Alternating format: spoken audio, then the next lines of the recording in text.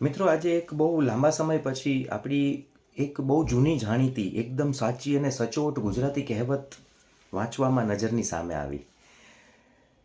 એ કહેવત જે આપ બધા જાણતા પણ હશો કે લાંબા સાથે ટૂંકો જાય, મરે નહીં તો માંદો થાય.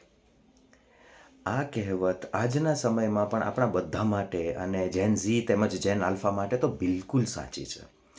મિત્રો, જ્યારે આપણે કોઈ સફળ લોકોને, સક્સેસફુલ લોકોને, રિચ લોકોને જોઈએ છીએ, ત્યારે આપણે એ લોકોના સક્સેસ પાછળની, એ લોકોના રિચનેસ પાછળની તેમની મહેનત જે છે, તેમનું જે ઇન્ટેલિજન્સ છે, તેમનું જે હાર્ડવર્ક છે, તેમનું જે ડેડિકેશન છે, તેમનું જે ડિસિપ્લિન છે, એને આપણે જોતા નથી.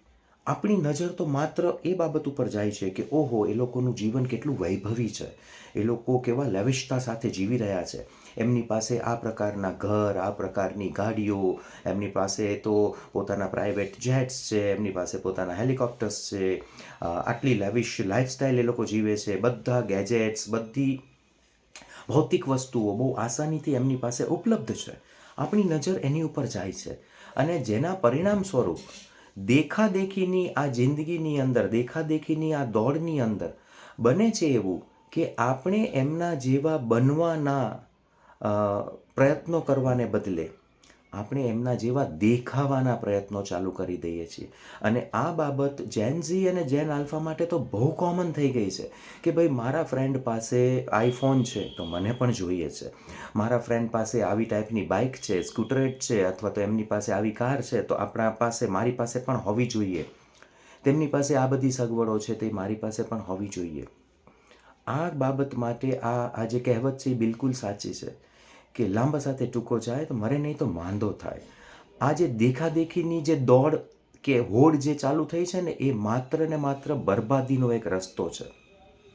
હા, તમે એ લોકો પાસેથી શીખો, એ લોકો આટલી સફળતાના લેવલ સુધી કઈ રીતે પહોંચ્યા, એ લોકો આટલી રિચનેસના લેવલ સુધી કઈ રીતે પહોંચ્યા, એની કોપી કરો, એ બાબતમાં સ્પર્ધા કરો, એ લોકો પાસેથી એ બધી બાબત શીખીને તમારા જીવનને પણ એ લેવલ સુધી પહોંચાડો અને પછી તમે પણ એ લેવિશતા સાથેનું જીવન જીવો, તો એ બિલકુલ સાચી બાબત છે. એ સાચી સ્પર્ધા છે.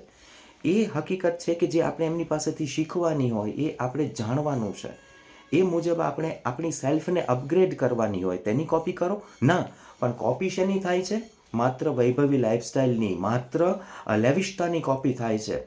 અને જેને કારણે થઈને આપણી પાસે સગવડો ના હોવા છતાં પણ આપણે એ બધી વસ્તુઓની ઈચ્છાઓ, ચાહની પાછળ આપણે બરબાદીના પંથે આગળ વધી રહ્યા છે. જૂના સમયથી લઈને આજ સુધી આવી આપણી જે કહેવતો છે, એ કહેવતો દ્વારા લોકોને આ જ વસ્તુઓ સમજાવવાની કોશિશો થઈ રહી હતી, પરંતુ મોટાભાગના લોકો એ શીખ્યા નહીં અને સમજ્યા નહીં. અગર તમે સમજી જાઓ તો બહુ સારું, નહીતર થિંક અબાઉટ ઇટ.